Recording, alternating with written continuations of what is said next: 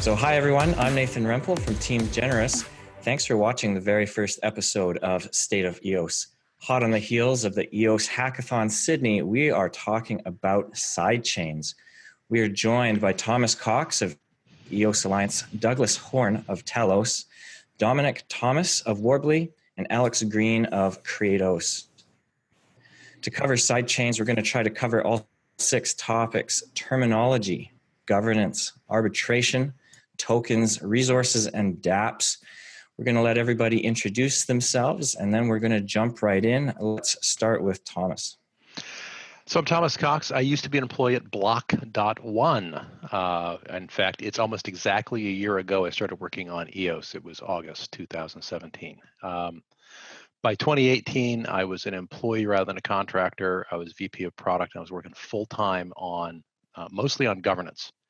So all the things you hate about current governance, you totally blame on me. I have my fingerprints all over it. Any parts I got right are probably the responsibility of my collaborators. I'm now independent of Block One because after launch, we realized I could either stop working on governance or I could stop working at Block One, but I couldn't be a Block One employee and work on governance full time. So I separated, and now my most visible activity is interim executive director of the EOS Alliance, which intends to be an information hub connecting all things EOS related. So that's me. Sweet. Let's go with Dominic next. Hi, my name is Dominic Thomas. I'm the CEO of Worbli.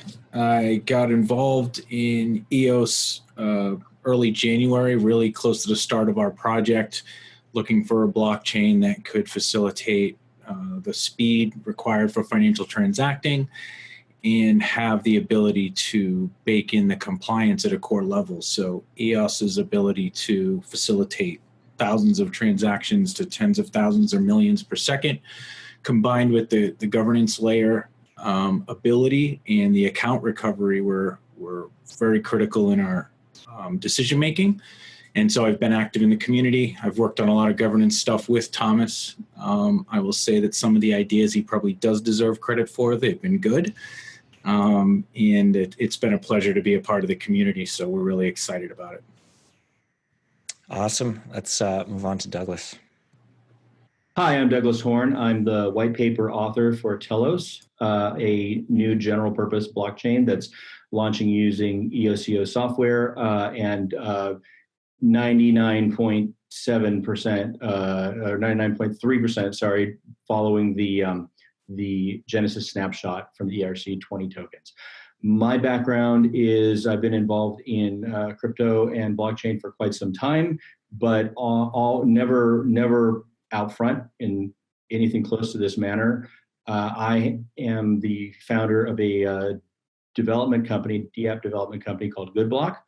We also run blockchains. We've been involved in running many blockchains through various nodes for quite some time, and we were a block producer candidate for EOS under the name of EOS Americas. We were searching for ways to make sure that underserved communities throughout the Americas, from Fairbanks, Alaska to Tierra del Fuego, would have a chance to participate in what I personally thought was the most exciting experiment in blockchain that I'd heard of in 3 or 4 years, beyond Ethereum, to be quite honest.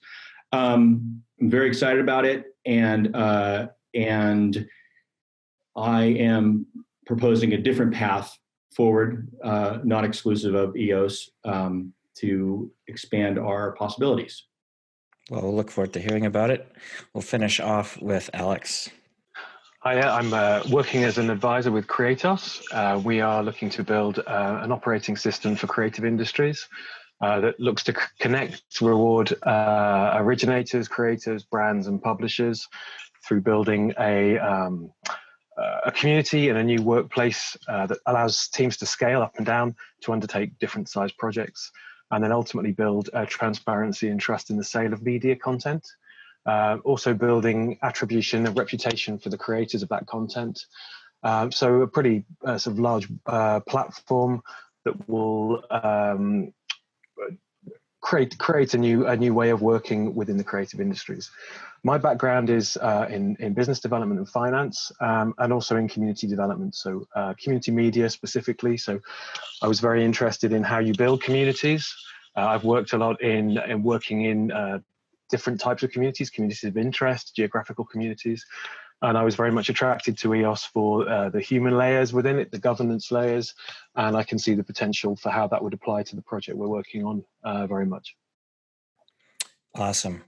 So today we're talking about sidechains. It's always a bit of a spicy topic in the blockchain world. EOS provides the unique opportunity where sidechains can be a very good thing, unlike a lot of people dread the terrible F word of fork.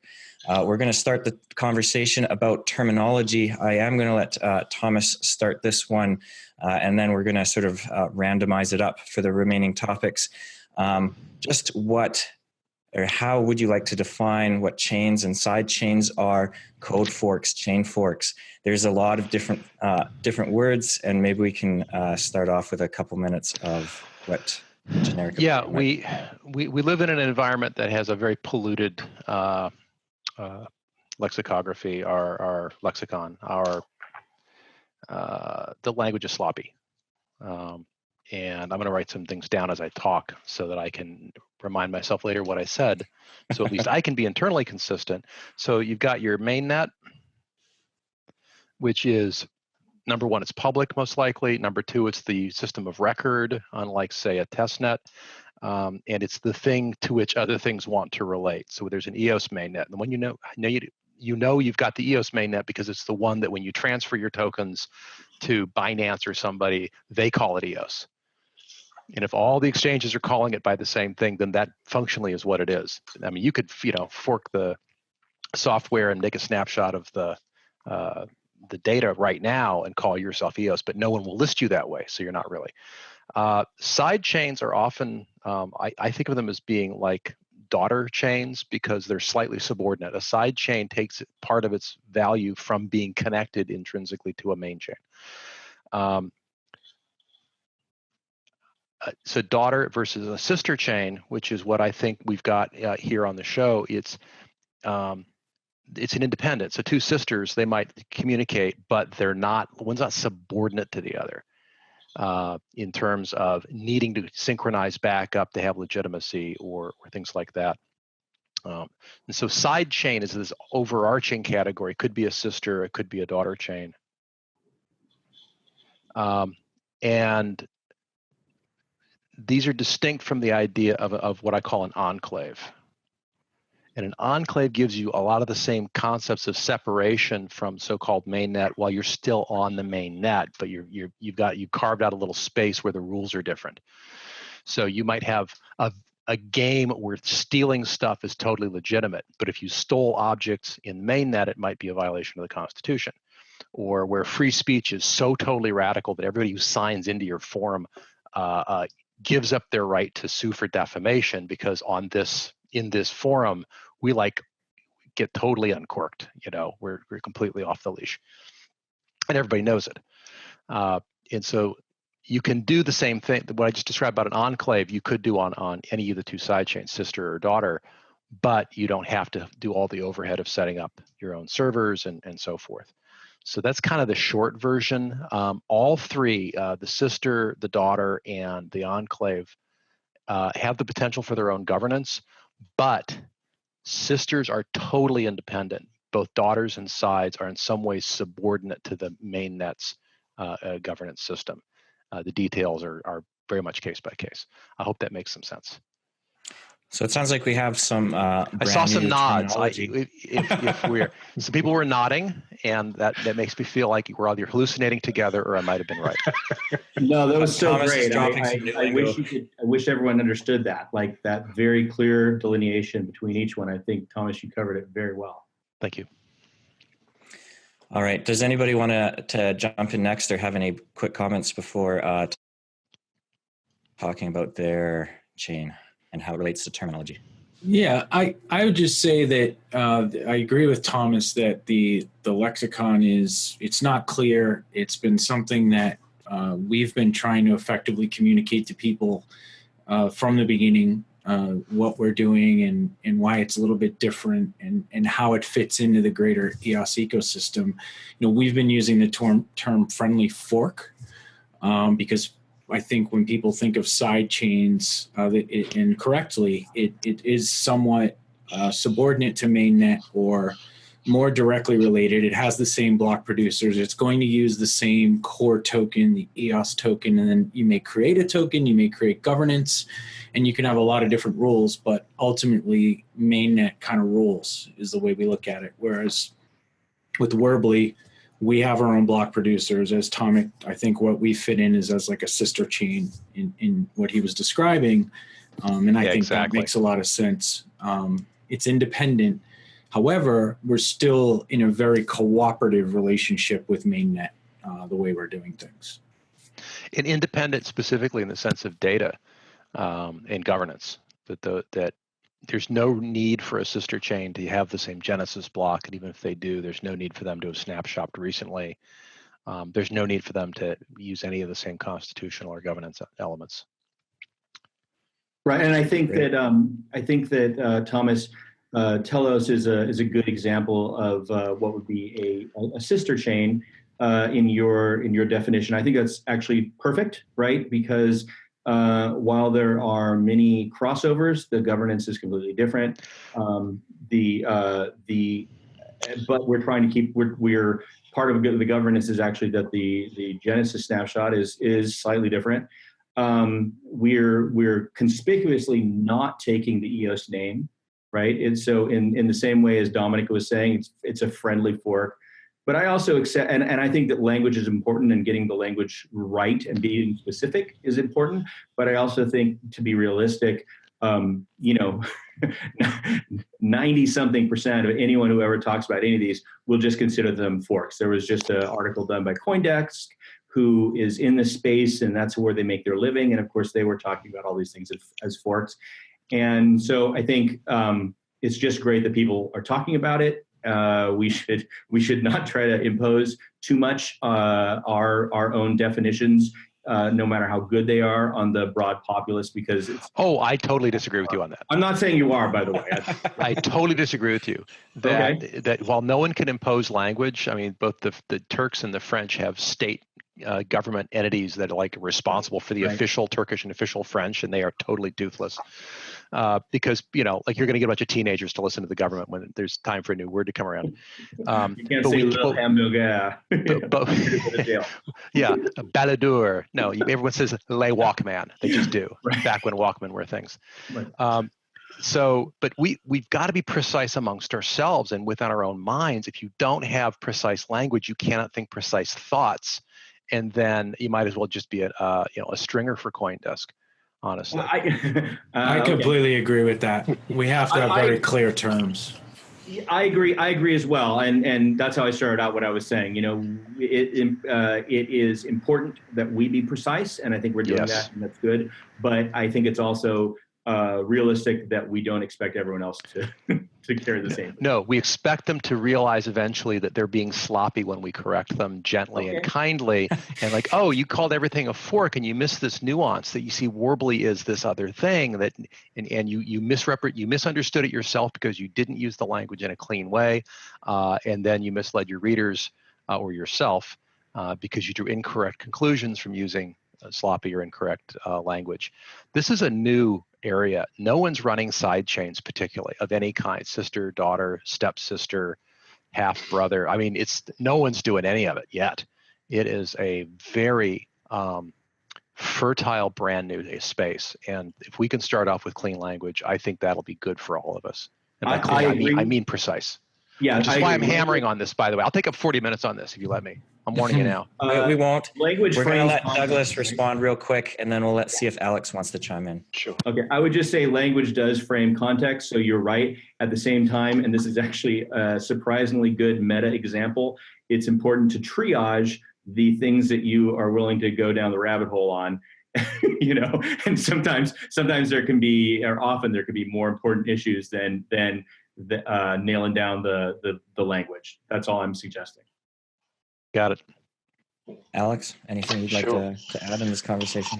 Yeah, I mean, for us, it's much more of a practical decision. I think we'd probably call our chain an independent chain, in the sense that we'll be running a chain ourselves to handle just the volume of transactions that we'll be having, and those transactions don't require to be on the mainnet. They don't require the level of decentralization. So purely from a practical point of view, we'll be running a chain ourselves, but that chain will hopefully interact with the mainnet for the bits where we do need to have decentralization. So there will be a relationship between our chain and the main chain.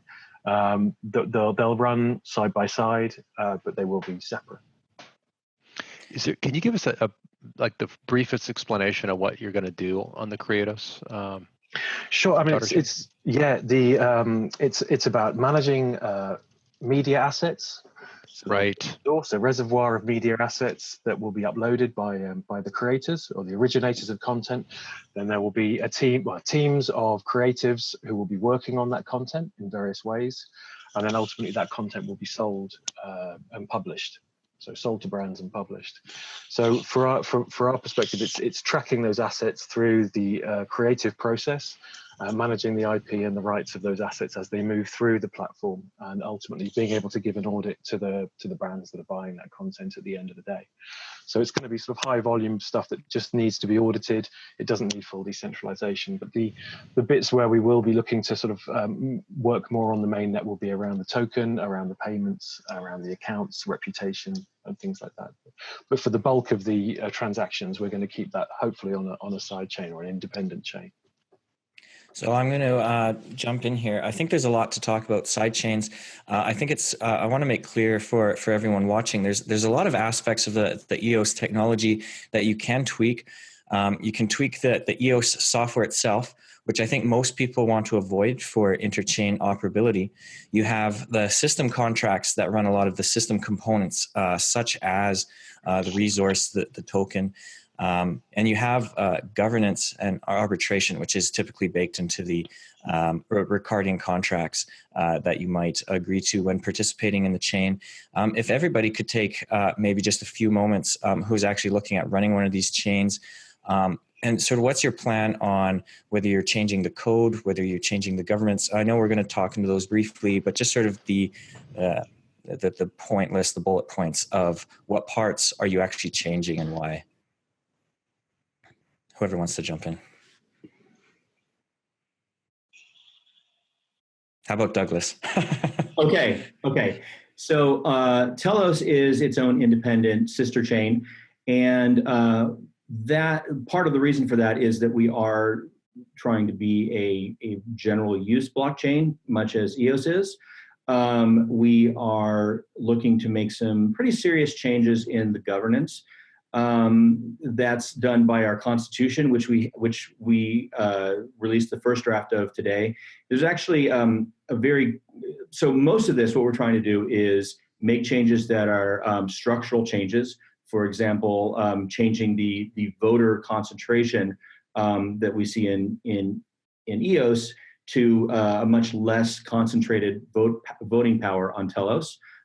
Which we're able to do because we didn't take any money from anyone, and we didn't, and we can distribute it as we feel best suits the needs of the blockchain, right? So we are making that kind of a structural change. Then we are making governance changes, which we're adding a few pieces there. We have like you say, we're using the human language portions of the Ricardian contracts for things like Reg Producer. In the EOS Reg Producer there, and this is, I'm not going to give you the whole deal, but this is a quick overview. In the EOS Reg Producer, for example. Well, how about we, I don't want to interrupt you right now, but we can get in those topics a little further. Primarily you're changing so we're trying not to change and the system contracts. Yeah, we are making some changes in the system contracts because we're adding things like rotating producers. So we actually need to do some development there. But largely our goal is to change nothing that will affect interoperability of DApps between EOS and Telos. Awesome. All right. Anybody else want to jump in? Brief bullet points. Sure. With Worbli, we're mostly changing the governance layer built around financial compliance. So we would have loved to have launched some of the apps that we have in development on Mainnet. Certainly would be an easier road. We wouldn't have to put in the time and energy into the infrastructure that we've had to over the last several months. But financial compliance doesn't work on a public blockchain in that we couldn't come into the community and say, hey, every single user account needs to go through AML KYC, for example. That's not something that we can just throw in there, and also make sure that it's permanent because, oh, by the way, if people decided to change governance in a few months, that compliance would be thrown out the window. Also, that block producers need to go through a similar compliance and financial auditing process. And so it's really at the governance layer for us. There's not a lot of code layer changes we've run into. We do have a little bit of slightly different token economics, so some smart contracts there. But for the most part, we'll be tracking the EOS mainnet software and their updates, and it'll really be in the governance layer for us that the difference is. Fantastic. Any thoughts from you, Alex? Yeah, we're sort of a little bit early stage in our development to really have got into the detail of where we might be changing things. I think our starting point would be to take the constitution as it is and the governance as it is, and really just adapt that as necessary. I think that would be the best way forward for us. But I think on our independent chain, we would be probably changing the governance quite a lot. Just to make it more of a practical chain to sort of operate specifically in that industry.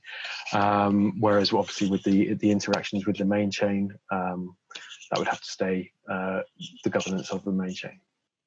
Awesome. So we're going to move on to governance, and this is often highly tied into arbitration. I'm going to actually sort of leave it up to you guys whether you want to blend them together or keep them as separate topics. I know Thomas and Douglas would probably be able to talk about this forever. So I'm going to take a brief moment to let Alex. I know you're new in the project, but if you had any thoughts on sort of what some ideas of governance, how they're applicable to your specific application. If you had some thoughts on how you want to enforce that, or if you want to take a pass and or let Dominic jump in, it's up to you guys. But I know you're pretty early, so I'm not sure how much you want to talk about the governance and arbitration side of your app. Yeah, there isn't a huge amount to say, but I think one important principle is that because we're going to be having the different actors working on our platform, from sort of individual guys taking photos right the way through to big brands interacting in the same platform and the same space. So the constitution that we have for that chain has to be something that is creates a level playing field for all participants. So that's the sort of approach we're planning to take, is to make it very clear at the outset what the terms are when they're signing up for the for using the chain, for using our platform, and that would be applicable to all parties. I think a question that's commonly used is the opt-in pattern. Do you say anyone who signs up automatically opts in, or do you have to have an additional step? Yeah, I think it would be an opt-in layer when you sign up, when you create your account, that would be made expressly very clear to people, so they knew what they were getting into. Okay. Dominic, do you want a chance to jump in before Thomas and Douglas monopolize the time? Sure. I've spent a lot of time on governance too. I'm sure we could all talk for days. It's definitely going to be binding on our chain because, again, the financial compliance is kind of an all or nothing situation. We're either compliant and we meet the global regulations, or we kind of don't. We really can't have a group of users over here that are doing this and a group of users over here doing Y. So, but we'll have a very lean governance to start. Really the conversations we've had with people is there's a lot of kind of decentralization maximalists out there. I love decentralized systems. I absolutely think they're the future, but they don't start that way. It's hard to get consensus from several 100,000 random people to get things off the ground. So really we're going to start centralized, and then our plan is slow decentralization over time, to the point where on our roadmap a couple of years from now, I could be voted out out of the leadership of the Worbli Foundation and potentially off my own project. So we want to get there, but we have to put this infrastructure in place and these guidelines around financial compliance for it to work. Some of the other stuff, we will have arbitration, but it'll primarily be done through the foundation at first. We're going to designate arbitrators, sort of vet and hire these people to do some arbitration as needed. And then really we have a Worbli network fund similar to the worker proposal fund. We're using 1% of our inflation for it. I've been very involved in creating a worker proposal system along with Thomas and another group for a long time now. We're going to be taking a lot of the experience and the ideas from what's been discovered in that group and creating a very lean fund that people can put proposals to. So our governance will be pretty limited at first and then slowly over time expand it out. Awesome. All right, Douglas, you just launched your Telos operating agreement. I think this sort of forms the basis of your governance, but I'll let you tell us about it. Yeah, so today we published on our GitHub the Telos Network Operating Agreement. This is what in EOS, it's the analog to what in EOS is the Constitution. And we have a few other documents that are going to be foundational. Those are going to be the reg producer type contracts, human language parts of those Ricardian contracts, because we also use the same format to vote for arbitrators that we use for block producers. There's also a reg arbitrator contract that's coming. And for both of these, there's something called a minimum requirements. And so there's a enforce BP mins and enforce arbitrator mins. Essentially, these are mostly smart contract controlled. Some things require oracles to control this. So basically, people working within the arbitrators and block producers must meet minimums. There is a way to enforce these minimums. There are contractual pieces, and I was starting to say this before, in the contractual pieces for the block producers, for example, in EOS it says you can't do this, right? That's mostly the way that Ricardian contract works. I think that some of the problems we see there are caused by a lack of specificity, and so what we're trying to do, and this will be released in just a few days, is in our reg producer contract, we say these are things you can't do, just like in EOS, and then these are the associated penalties if you do them. This is the method by which these penalties will be enforced, and then finally, this is the block producers agree that there is a requirement to enforce. So the thinking in our governance is don't do a constitution that's big and grandiose, because personally I think these will be ultimately interpreted by terrestrial governments, and I think we probably stand a better chance of passing that test or those tests by having something that looks more like a set of bylaws from a trade organization than something that looks like the foundation of a new country, right? So that's the approach we're taking. We're taking a very sort of business-like, kind of boring approach and saying, here's how the system works so that everyone who comes into it understands how it works, just sort of A to B to C.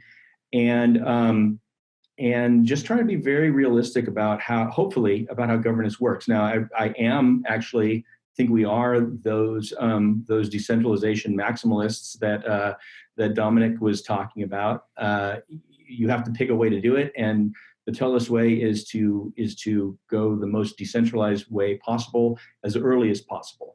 Rather, and I'm not saying that there's any wrong way to do that. Like, I think you'll see that Thomas and I may have some differences of opinions, but if you really boil it down, we probably agree about again, high 90% of something, and then fiercely disagree about a very small, a single digit percentage, right?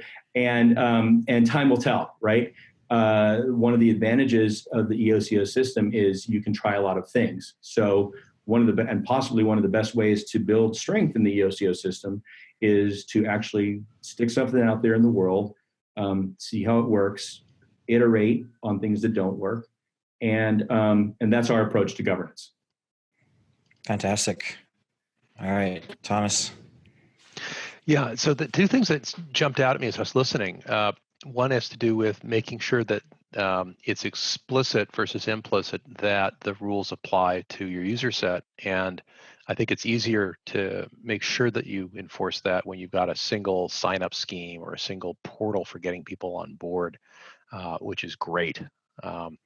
Because having ambiguity about whether the rules apply or which rules apply is just nasty.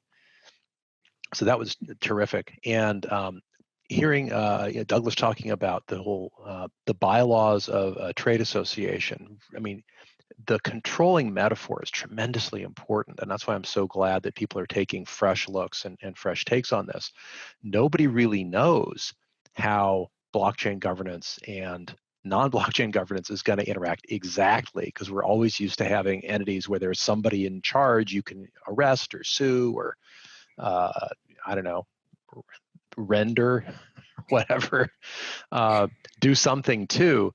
And, Bitcoin has got to be one of these things that drives certain entities in the world crazy because there's nobody in charge, which is why it's unstoppable. And in the case of, trade association bylaws, everyone knows what a trade association is. There are international trade associations. You've got some metaphorical things to hook into, and we're like that, and it lets other people who aren't blockchain people kind of get it. By contrast, the way we were trying to do this, most folks don't realize, the EOS mainnet is mostly predicated on the arbitration rules that the United Nations published in the 1950s. And in particular, this thing called UNCITRAL. 157 countries around the world have now signed on to this treaty that says if you've got binding arbitration and you go through binding arbitration and the arbitration follows a certain basic set of guidelines, then these 157 countries, they won't touch it. They're going to say, you got your arbitration, you're done. And again, that's also not been tested. So I'm really glad we're not putting all of our eggs in a single theoretical basket here. And we're all, we're not going to all assume that this one theory is going to work for everybody. Much safer to have, a lot of evolutionary bets on the table, if you will. And we'll see what the environment selects for. Fantastic. Okay, so it sounds like everybody's glad to hear what everybody's trying for governance, and I know a question a lot of people might ask a group like Telos is, why aren't you participating directly in the mainnet changes in governance? Because they're obviously going through a lot of changes. For some of those other chains that are application specific, they have a stronger case. But I think as Thomas has said and Douglas has said, is you get the actual opportunity to test them out in distinct environments, and they can learn from each other. If anybody wants to comment on that, otherwise we can move on to the arbitration topic in a little more detail. If anybody else wants to chime in before we do that. Arbitration's good. So a few of the questions around arbitration that have already been alluded to is whether governments respect that arbitration or try to override it.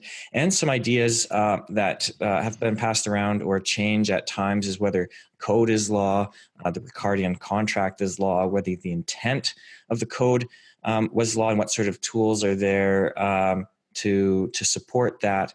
I'm not sure who would like to jump in with some thoughts on this first. I can give a quick flyby of what the mainnet intention was around arbitration. Whether we achieve it's another question. One of the big guiding principles has been this idea that we're trying to avoid the traps that the otherwise very successful mainnets of other approaches, prior approaches, have fallen into.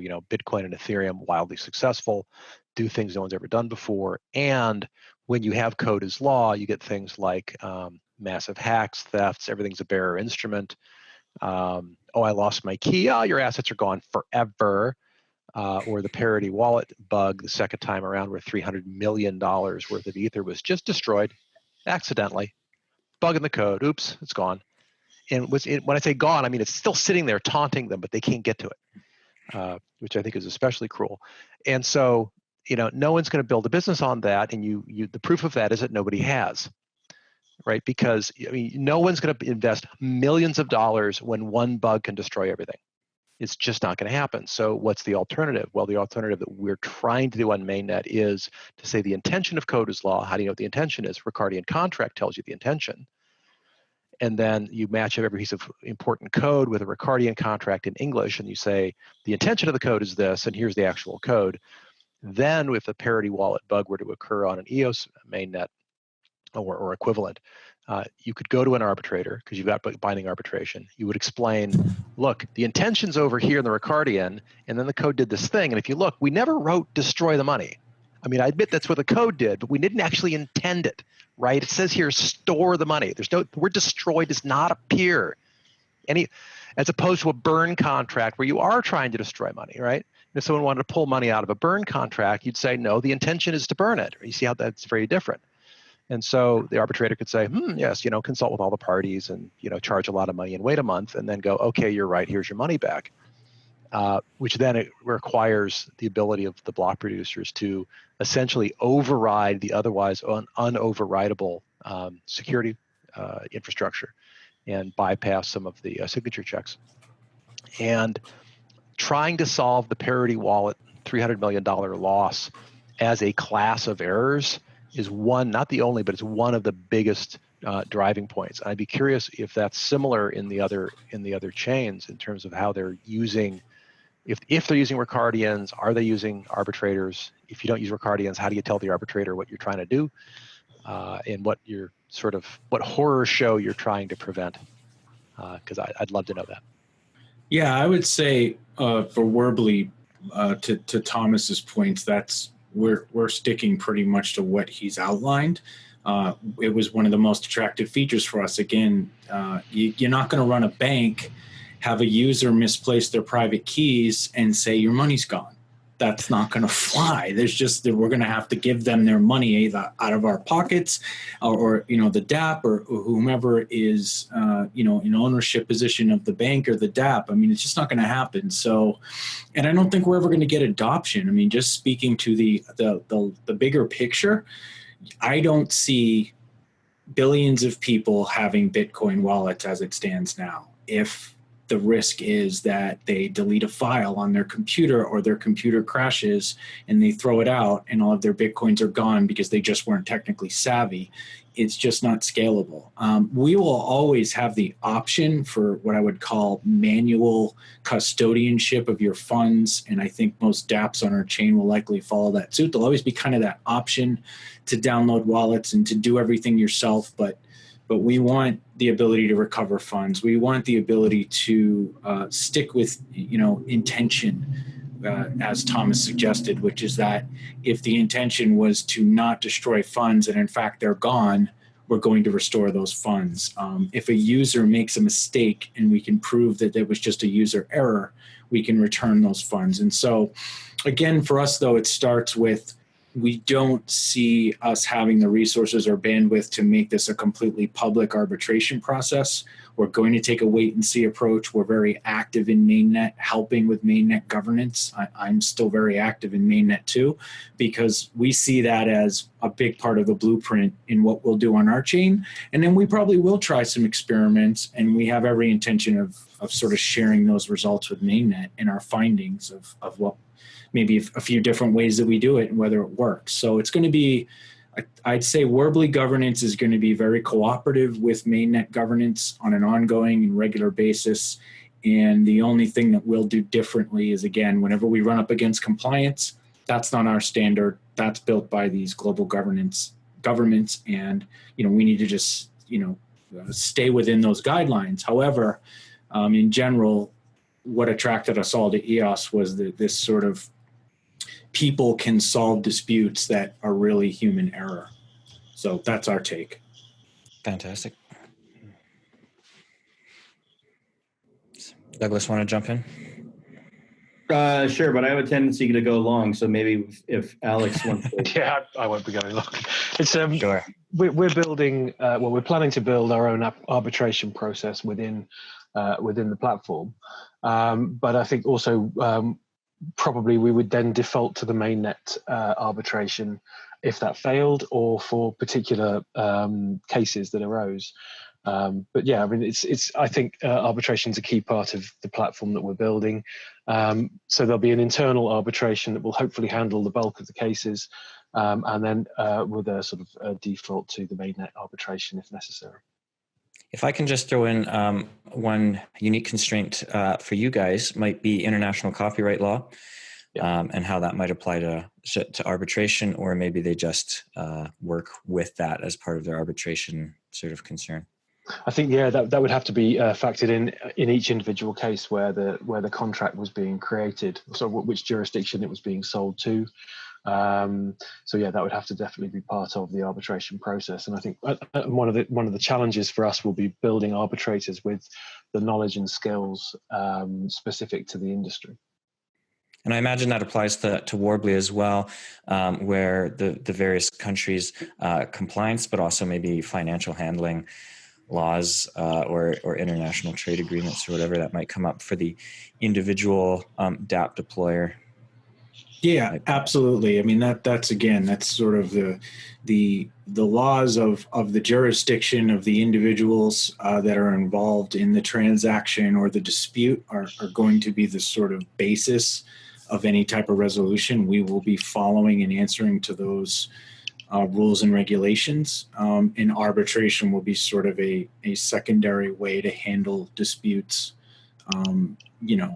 if it falls outside of that jurisdiction or can be handled that way without engaging, kind of like what happens when two neighbors fight over whether or not, they broke the fence, right? And if the one neighbor says that they'll pay for the fence, you don't have to call the cops, or you don't have to file a small claims suit because you can settle it. So we'll always try to do that for individuals. I think on our chain, a lot of it will be very customer service based, that the dApps will be trying to make the customers happy. And as long as they can do that, there'll be no need to escalate. If they can't, they'll kind of go to arbitration, and arbitration will be constantly working within the confines of the existing laws.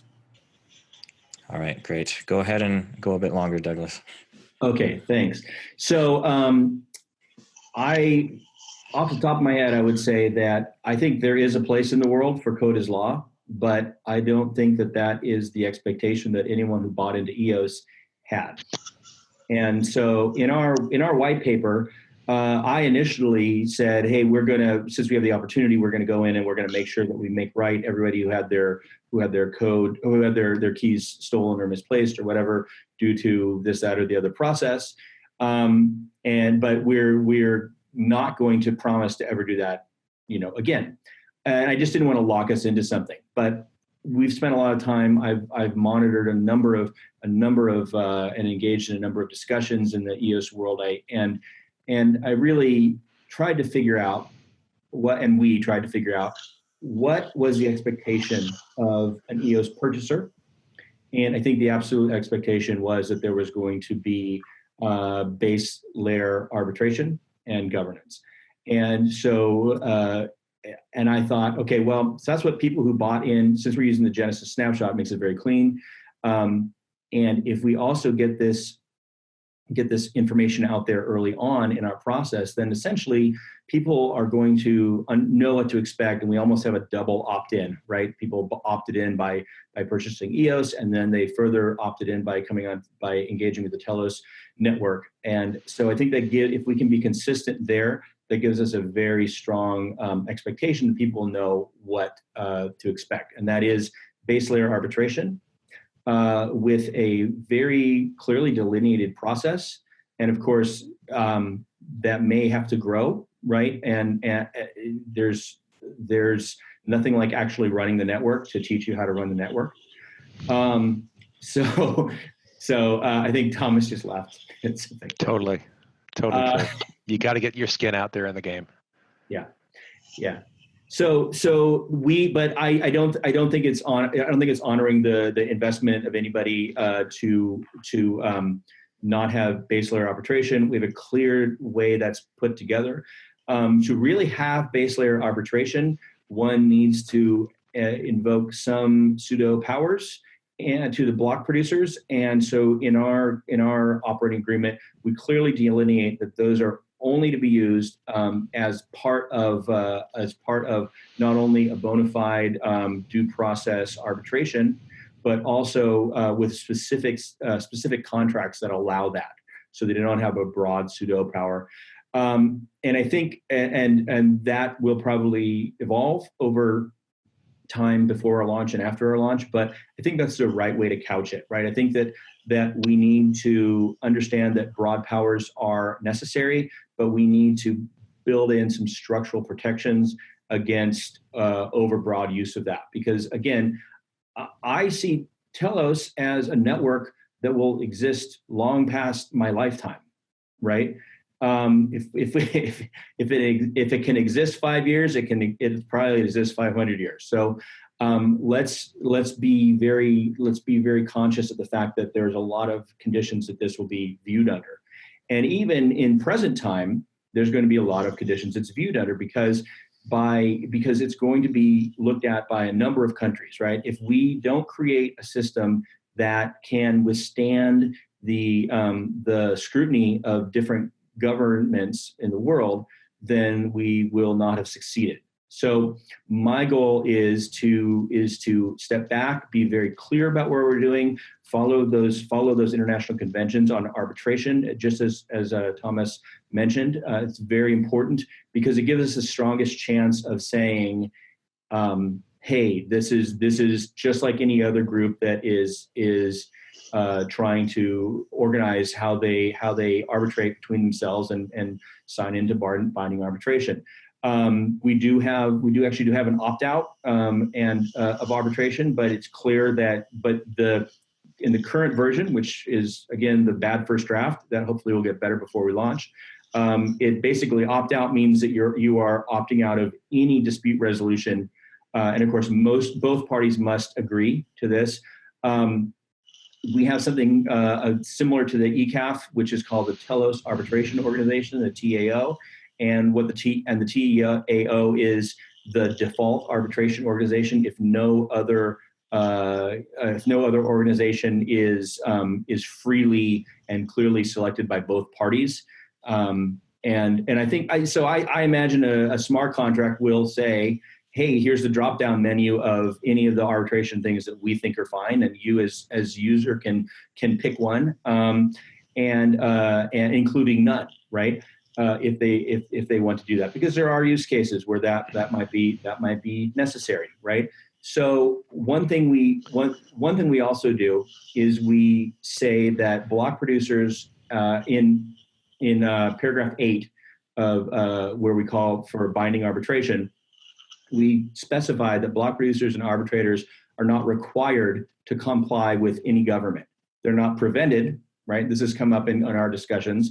So if a government tries to impose that, block producers can follow their national laws, which I think is important. But the blockchain itself, it does not have to. It's not prevented from it, but it doesn't have to. So essentially, we give our people the constitutional or agreement-based option of opting out of government interference, because we're talking about we're talking about governments across the world, and we're talking about governments in future times. And we want to give the best protection to all the members and users of the Telos blockchain, and try and imagine a wide variety of scenarios in the present and future. And specifically on the opt-out, by the way, that's very interesting and it's important. What you'll find in the mainnet code, which I think everyone's copied this portion, there's a provision where each block producer can maintain their own private blacklist or whitelist of either actions or accounts or people, such that, let's say, I'm operating in Australia and the Australian government says, we don't like that entity, and if you're in Australia, you can't process transactions for them.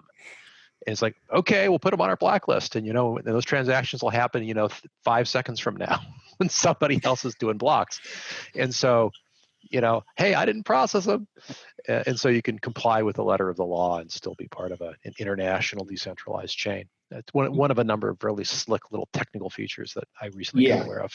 Absolutely. We're actually, so the Telos network operating agreement is actually silent on that, but therefore it doesn't preclude that, right?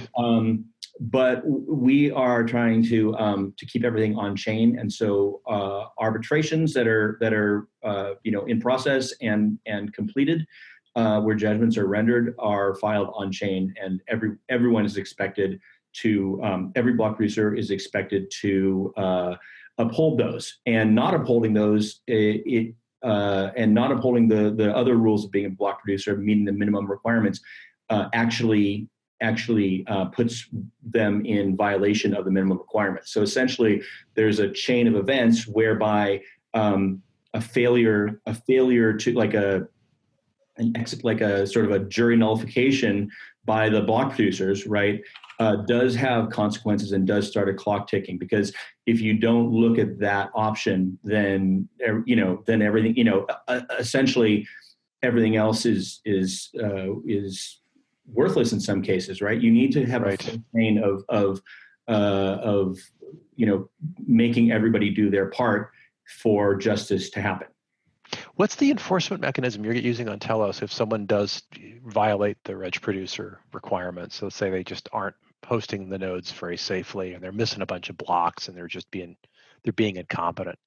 So those are all separate. So let me take the missed blocks one. So I'm not entirely sure exactly, what happens on EOS. My understanding at one point was that 3 hours could go by and people could start talking about it, and then I heard 24 hours. But anyway, the other block producers have to step in. In Telos, for network security, after 30 minutes of missed blocks, which is about 180 blocks, the block producer in question is simply rotated out, and it's not really a big deal, honestly, because we have constant rotation of standbys. So Telos has 21 block producers, just like EOS. So it'll have the same sort of lib times, and it has a maximum of 30 currently standby block producers. And standby block producers are rotated in. Current plan is for 6 hours every 5 days.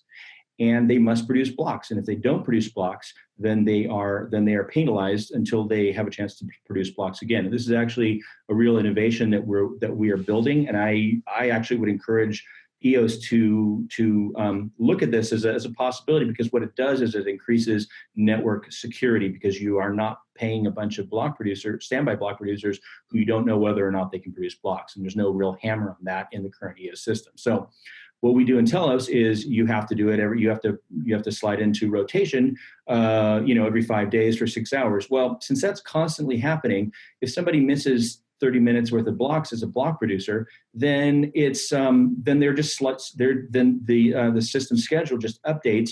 They are pulled out ahead of schedule. Everything adapts and reorganizes, and it's fine. There's no real stigma, and it gives them time to figure it out and get a good solution, rather than, it pulls them out for 6 hours. It's a current plan. It may be 12 hours. It doesn't really matter, right? It pulls them out. They can fix their system, come back in and be strong. And that prevents a situation where there could potentially be 3 or 4 or 5, getting up to danger levels, block producers, failing to produce. I mean, imagine a situation where there's a world catastrophe or something, and it happens to occur where there's a centralization of block producers. That's an actual network security problem. So if they're not producing, they're just taken out. I'm sorry for the long explanation, but it's a holistic system, right? So if they don't produce, then they're simply out. Right now, and they'll come back in, and there's no stigma, right? Now, in the we're going a little long, so we might circle back to this. Stop for a second. Yeah, for sure. It sounds almost like we could have a whole call just on arbitration and a whole call on how. Just one call? Come on. Several. That's a next week, right, Nathan? 6 hour call. Totally. Yeah, and it sounds like. And then when Douglas is done with his 6 hours, we can go on to. Kidding. Sorry. We have a few people who have to jump off this call, so we might circle back on that because I know you have a lot to say, Douglas. But we have a few more topics we might try to hammer through. They're a little lighter topics. We'll try to circle through them real quick so everybody can participate before they have to go about their very busy days. So no, I appreciate that, Douglas, and it sounds like we'll be hearing a lot more from what Telos is doing with block producers and arbitration in the future. The next topic is tokens, token purpose and distribution. Some ideas here is, what is the utility of the token? Everybody's avoiding being a security by not having a utility. How does it relate to the mainnet, the main primary EOS token? Backward. Backwards. If I heard your words correctly, you avoid being a security by not having utility, and that's backwards. You avoid being a security by having utility. That's correct, yes. Everybody doesn't want to be a security, so they make sure they have a very strong utility.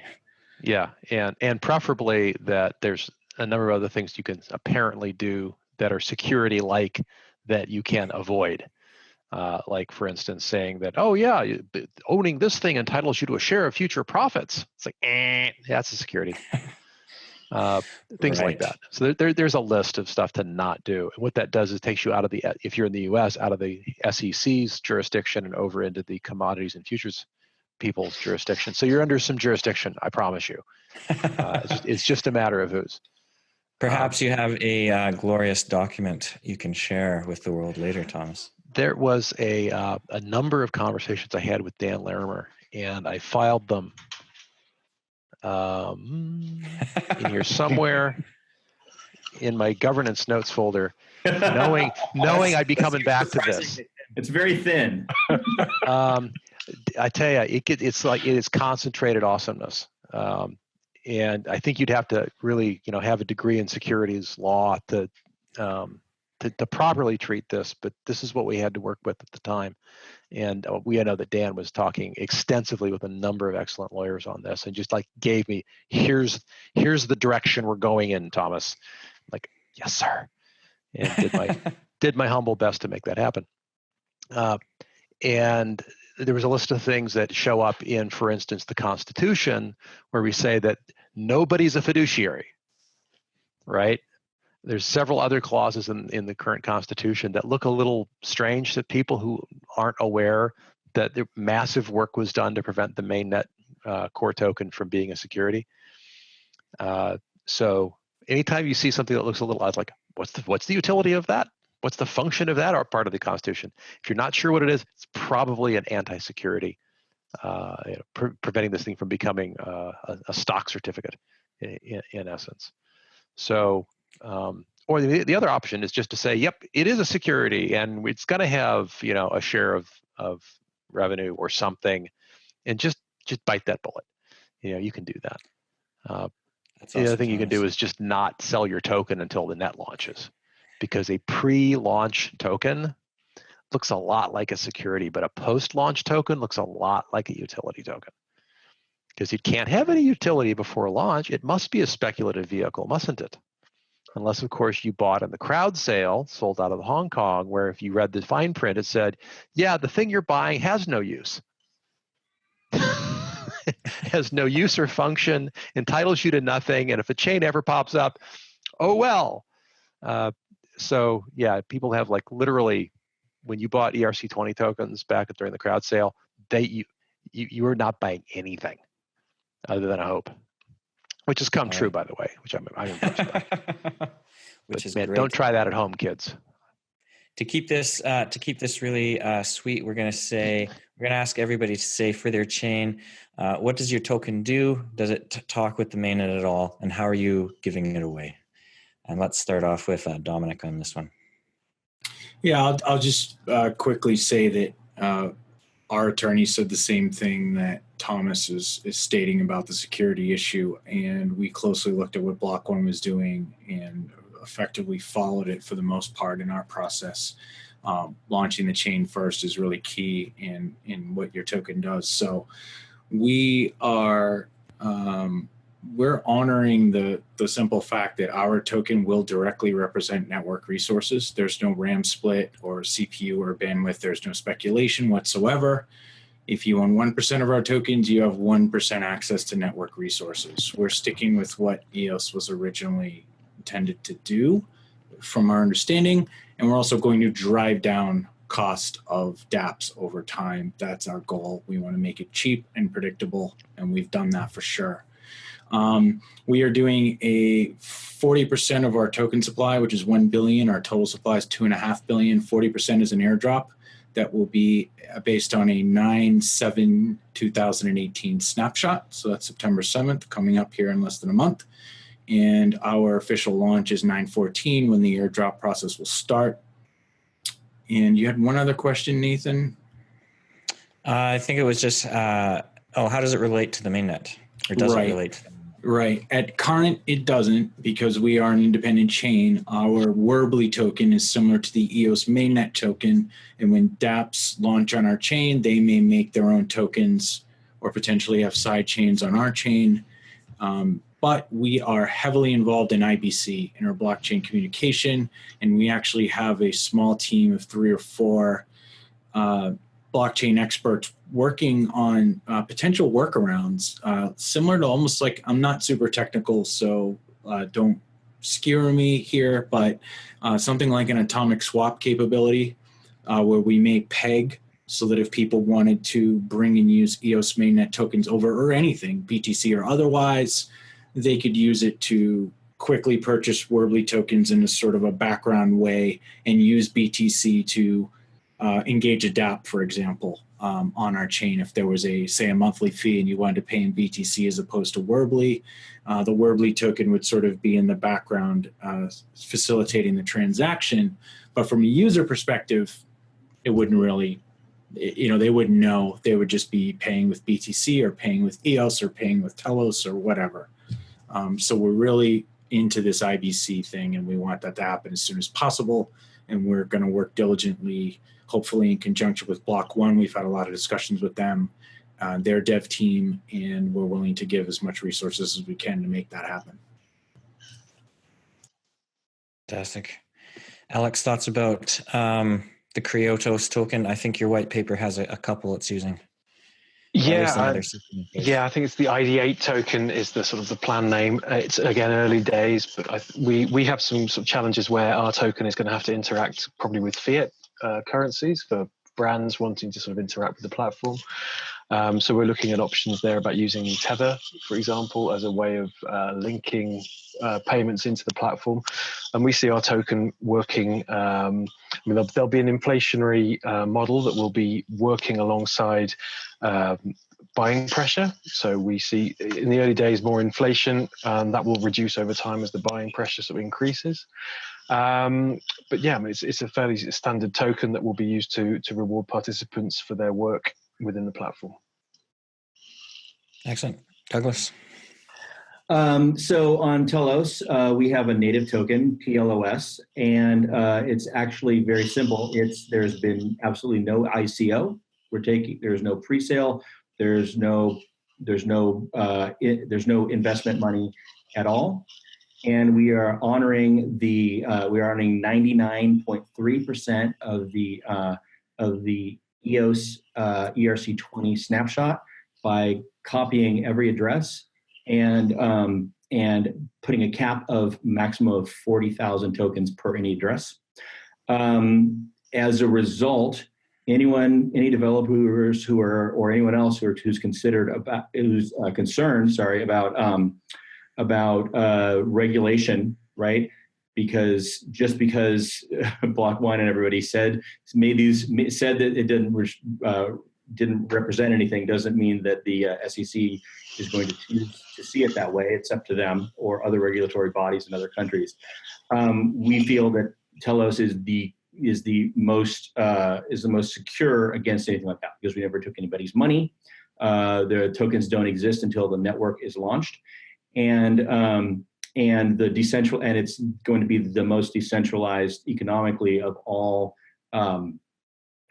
major tokens, right? So those are all three protections. If you look at in the white paper, there's some things mentioned by a director of the SEC named Hinneman, who made comments at Yahoo Finance and that have been further published. And everything seems to me and others, I'm not a lawyer, I'm not an SEC lawyer, but it seems like we are very clear from having any concerns. So it's a native token. That's the role it takes. Let's see. It's distributed with the snapshot. We are also looking at afterwards a grant to reinstate all the dust accounts. There's a number of so-called dust accounts where they have between 0.1 and 1 EOS that were not included, and we're looking to bring those back in. It's about 16,000 accounts. It's a small gesture, but we feel that there was miscommunication for those people about whether they would be included, and so we want to bring them back in. But that's not in the initial initial distribution. What about unregistered accounts? There's an unreg account holding a bunch of tokens. Absolutely. Thanks for mentioning that, Thomas. So we have also stated in our white paper and are working to get this out there.